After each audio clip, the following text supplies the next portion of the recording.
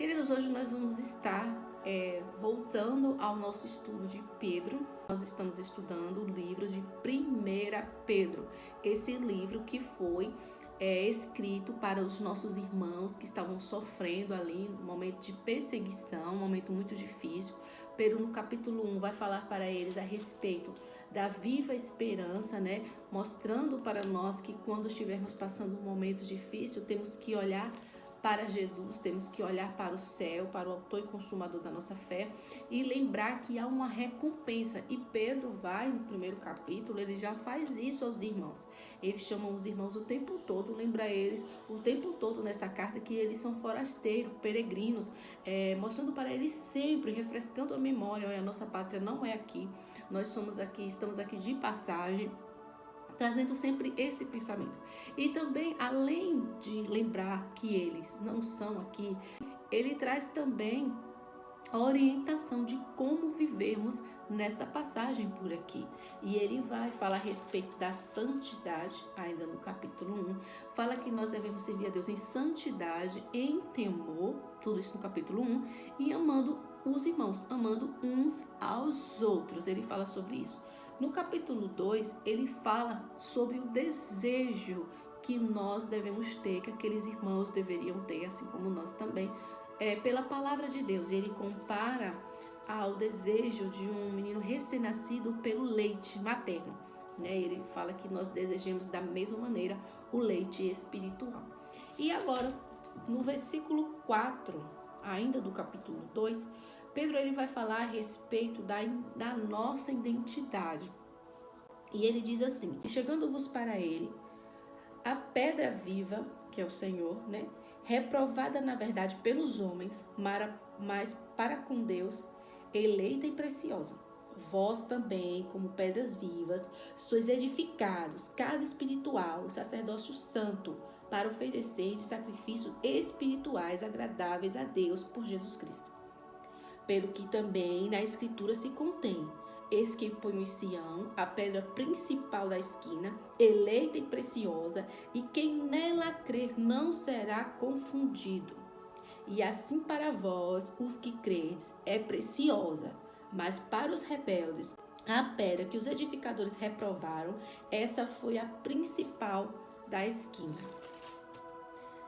E uma pedra de tropeço e rocha de escândalo, para aqueles que tropeçam na palavra, sendo desobedientes, para o que também foram destinados. Mas vós sois a geração eleita, o sacerdócio real, a nação santa, o povo adquirido, para quê? Para que anuncieis a virtude daquele que vos chamou das trevas para a sua maravilhosa luz. Vós que em outro tempo não erais povo, mas agora sois povo de Deus, que não tinhas alcançado misericórdia, mas que agora alcançaste misericórdia.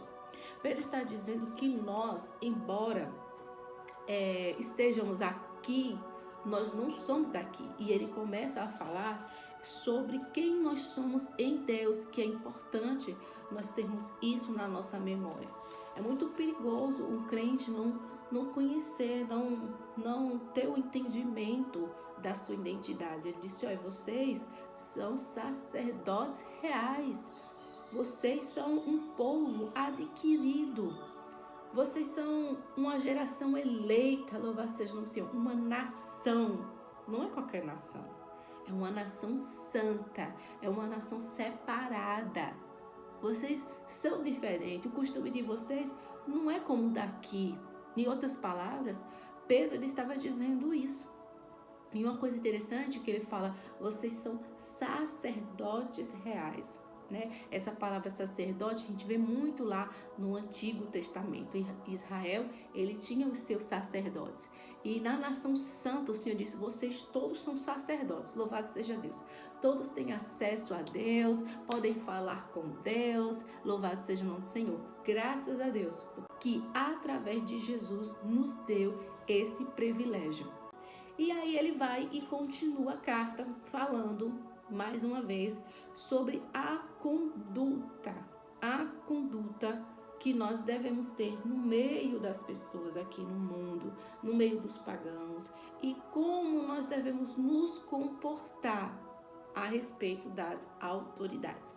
Ele fala lá a respeito do desejo pela palavra de Deus, fala sobre a nossa identidade. Olha, vocês não são daqui, vocês são uma nação santa, vocês são sacerdote real, vocês são geração eleita, um povo adquirido por Deus. Põe isso na cabeça de vocês. Aí ele diz assim: olha, amados, peço-vos como a peregrinos e forasteiros. Lá vem Pedro lembrar de novo: olha, eu estou falando para você, você é do céu, entenda isso, você é uma nação santa, você é um sacerdote real, sabe?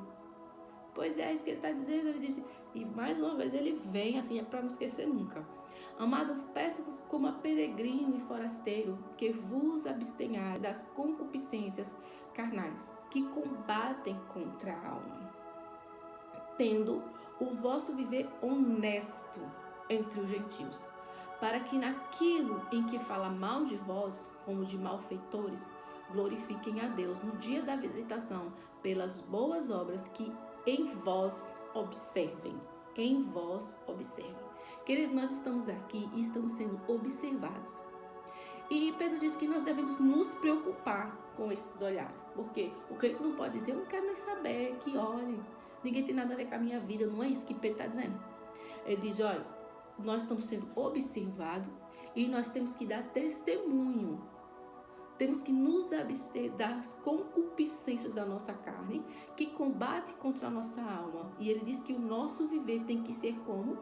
Honesto, para não dar ocasião do outro nos maldizer, para que o outro não tenha razão de falar algo contra nós. É isso que ele está dizendo aqui. E ele diz assim: sujeitai-vos, a respeito da autoridade, sujeitai-vos, pois, a toda ordenação humana por amor do Senhor, que é o rei como superior, que é os governadores, como por eles enviado para castigo dos malfeitores e para louvor dos que fazem bem, porque assim é a vontade de Deus, que fazendo bem tapeis a boca à ignorância dos homens loucos, como livres, e não tendo a liberdade por cobertura da malícia, mas como servo de Deus. Honrai a todos, amai a fraternidade, temei a Deus e honrai o rei. Uma coisa, vamos no verso 17. Honrai a todos. Nós estamos aqui para honrar, respeitar a todas as pessoas, não somente o da nossa comunidade cristã. Outra coisa que ele diz é: amai os irmãos. Gente, não é possível. Nós já vemos Tiago falando, Pedro já falou um pouco na frente sobre isso, né? Não precisa nem desenhar mais, que nós já estamos cientes que nós precisamos amar os irmãos. Jesus já falou que nós devemos amar o nosso próximo como a nós mesmos. Nós não temos mais justificativa e desculpa para não viver em amor com os nossos irmãos. E diz assim: temei a Deus e honrai o rei. O rei aqui é uma autoridade, né, aqui na terra. Gente, naquele tempo que Pedro escreveu essa carta, os irmãos estavam sofrendo muita perseguição, até por parte, né, vamos dizer assim, do político naquele tempo, né? Nero estava perseguindo muito a igreja, era um momento mesmo assim de muita perseguição. E Pedro vai e traz essa palavra naquele momento, você entende?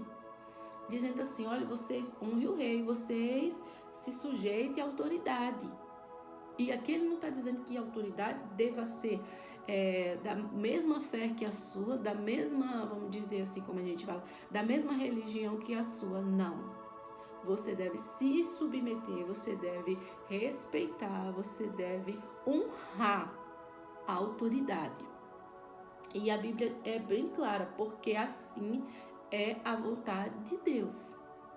Então, muitas vezes nós temos dificuldade com isso.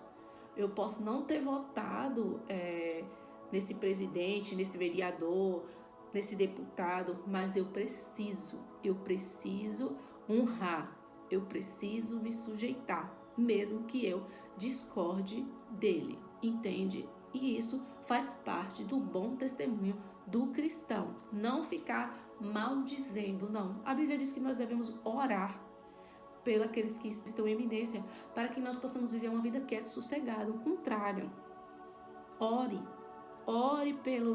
pelas suas autoridades. É isso que a Bíblia fala para nós. Então, queridos, que nós possamos ter isso na nossa mente. Que o Senhor está dizendo, nós temos muitas pessoas que exercem autoridade, muitas. E o Senhor está dizendo, olha, vocês respeitem as autoridades. Vocês respeitem as autoridades. Só há uma exceção, querido, que a palavra de Deus traz. Se essa autoridade manda com que nós venhamos a fazer algo que seja contra a vontade de Deus, aí já não nos dobramos. Por quê? Porque antes obedecer a Deus do que os homens. Esse versículo se encaixa nisso, entendeu? Se encaixa nisso. Primeiro Deus, mas, sabe, a palavra é essa, ó, se sujeite, honre, é sua autoridade. Ele tem autoridade, né? E como cristão, nós devemos ser bons cidadãos. Amém? É sobre isso que faz parte do bom testemunho. E ele diz mais, os deveres dos servos cristãos. Ele fala da boa conduta em meio que nós devemos ter em meio às pessoas e da submissão às autoridades. Ele não disse aqui, ó, quando o seu presidente for bonzinho, se o rei for bonzinho. Não, ele disse, olha, não importa. Igual aquele versículo que fala dos filhos. Filho, honrai o seu pai e a sua mãe. Não diz que eles têm que ser crente, não diz que eles têm que ser bonzinho, não diz que eles têm que ser justos. É seu pai e sua mãe. Então, sabe? É como o mandamento também do amar o próximo. Ama o teu próximo como a ti mesmo. Tá falando que o teu próximo vai ser perfeito? Tá falando que ele vai ser justo? Então, é amar. Amar incondicionalmente. Não tem justificativa para que isso não aconteça. Então, é amar e não tem desculpa para não amar. Aqui é a mesma forma da submissão à autoridade. É injusta. Você não votou? Não importa. Precisa honrar a sua autoridade. É isso que Pedro está falando. E olha que o momento era difícil, viu? Não era brincadeira, não. Mas ele disse, olha, vocês se submetam, sabe? De maneira espontânea, dê bom testemunho mesmo, tá? E aí ele vem falar no verso 18 sobre os deveres dos servos cristãos. Nós temos muito direito, né, que Jesus nos deu, mas temos também deveres aqui, né? Louvado seja o Senhor. Temos direito hoje à salvação, louvado seja Deus. E aqui temos deveres, porque ninguém tem somente direito, né? Vamos conhecer aqui. Vós, servos, sujeitai-vos com todo o temor ao Senhor, não somente ao bom e humano, mas também ao mal. Está falando de quê? Está falando mais uma vez de autoridade, né? De autoridade, você que tem aí o seu patrão, ele está dizendo, sujeite com o seu temor, não somente ao que é bom e humano, né? Porque tem gente que realmente as condições de trabalho é desumano. Naquele tempo tinha muito também o regime da escravidão, né? E Pedro ele vem tocar nesse assunto. E ele diz, olha, sujeitai-vos com temor ao Senhor, não somente ao bom e humano, por isso que cabe essa palavra aqui, mas também ao mal. Porque é coisa agradável que alguém, por causa da consciência para com Deus, sofra agravo, padecendo injustamente. Vamos imaginar que você está no seu ambiente de trabalho, né, e está sofrendo ali de maneira injusta, perseguição, né, afrontas, e o Senhor está dizendo assim, que isso é agradável a Deus, que alguém, por causa da consciência para com Deus, sofra agravo padecendo injustamente. Muitas pessoas, queridos, sofreram antigamente por causa da sua fé em Jesus. Sofreram perseguição e muitos até açoite. E diz assim, porque que glória será essa, se pecando sois esbofeteados e sofreis?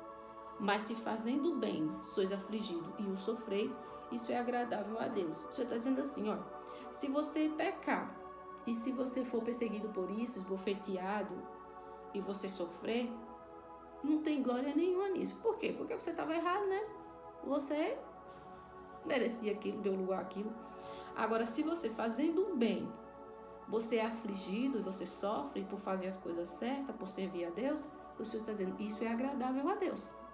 Essa injustiça que você está passando, sabe?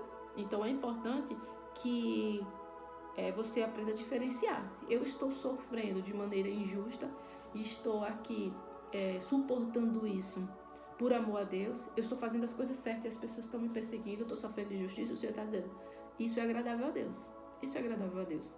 Agora, quando nós agimos de maneira errada e as pessoas vêm e nos esbofeteiam, aí nós demos razão para isso. E isso não é agradável a Deus, porque aí já é um mau testemunho, né? Já é motivo que o outro tem de nos maldizer com toda a razão.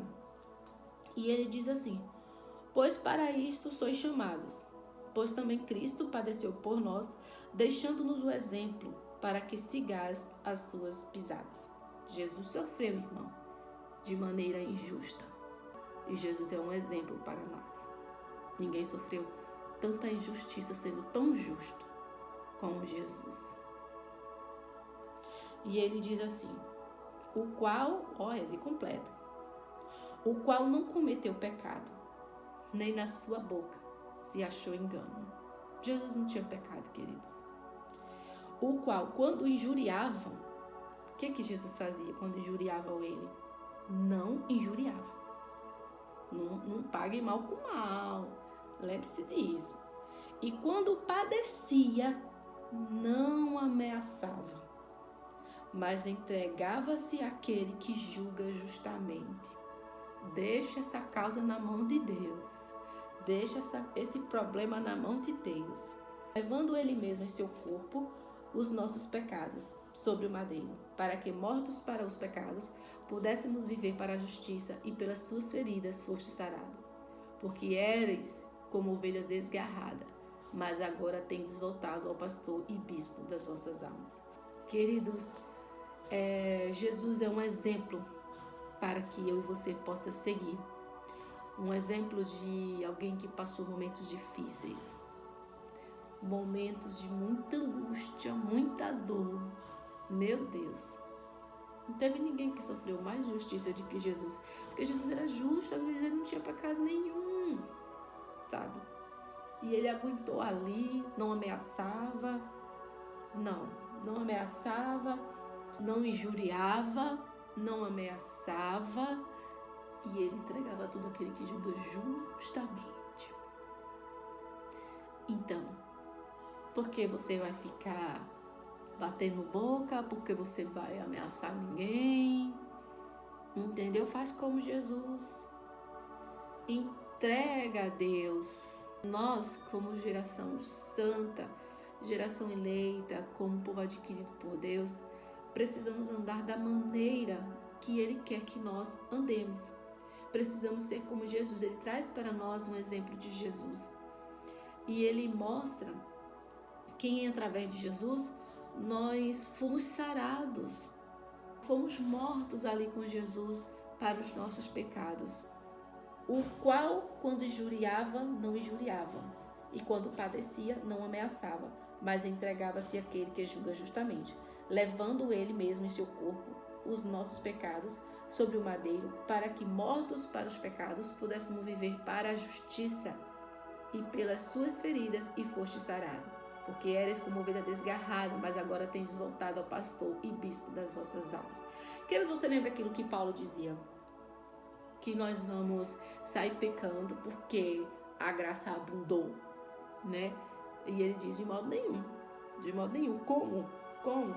Eu que fui morta para os meus delitos, para os meus pecados, vou viver nele. É sobre isso.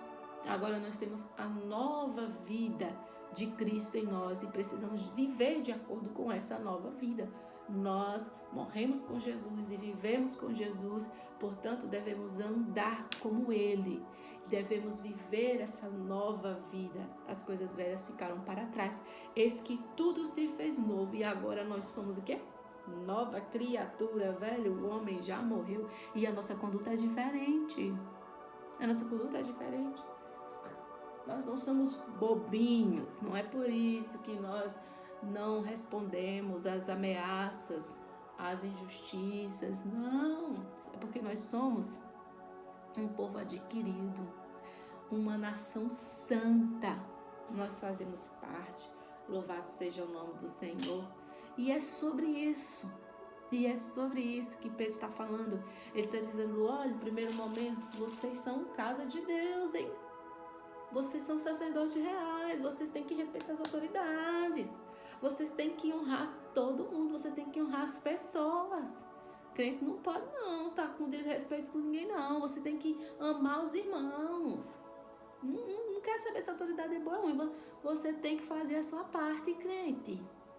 E ele diz mais, olha, aí no seu trabalho, você aí que tem um senhor, você que é servo, né? Senhor com S minúsculo, né? Uma autoridade aqui na terra. Ele está dizendo assim, olha, você, se está sofrendo aí no seu trabalho, se você está sofrendo aí debaixo dessa autoridade, você faça as coisas direitinho. Você faça as coisas direitinho. Por quê?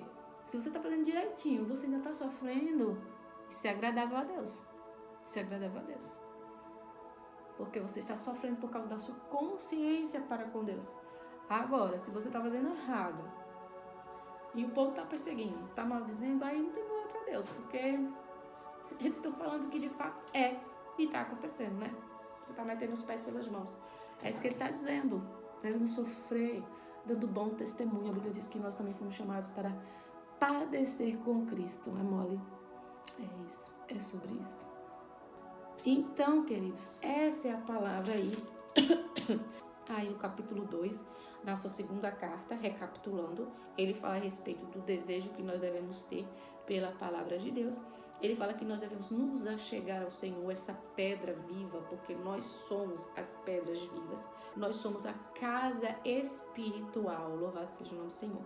Ele diz que nós devemos nos achegar a Deus. Ele fala da nossa identidade, de quem nós somos em Deus, da nossa posição.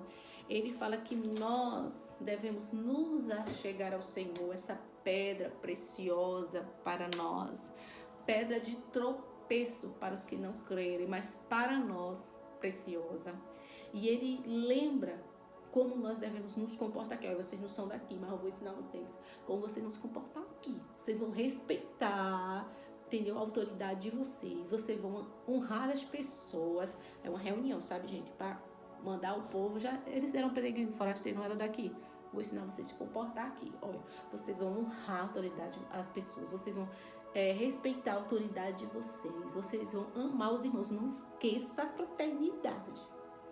Não esqueça a fraternidade. E ele diz assim, e vocês vão padecer por Cristo, mas vão ser fiel ali. Não vai dar ocasião do inimigo lhe maldizer. Tapeis a boca da ignorância dos homens maus. Não dê motivo para ele falar de vocês. Em outras palavras, né? Eu estou dizendo assim para vocês. E ele está dizendo assim, ó, lembre-se que Jesus foi injustiçado. Quem mais sofreu foi eles, não foi vocês. Apesar que o momento é difícil. Mas veja como ele se comportou. Vocês sigam as mesmas pisadas. Que coisa maravilhosa. Era isso que Pedro estava falando nessa carta. Louvado seja Deus. Vocês entendem? É bom meditarmos na palavra de Deus, porque nós vamos crescendo, né, no conhecimento do Senhor. E é como diz, né? Se não conhecermos, como iremos praticar? Então, nós concluímos o capítulo 2 de 1 Pedro. E eu quero agradecer a você que está comigo, você que ainda não é inscrito no canal, se inscreva, coloque o seu like aí, comente, nem que seja um amém, tá? Me ajuda aí a divulgar o meu trabalho e que Deus te abençoe, te fortaleça e que neste mundo difícil, né? Que é difícil muitas vezes, situações, mas que você possa ter uma conduta assim como Pedro diz aqui na sua carta. Louvado seja o nome do Senhor.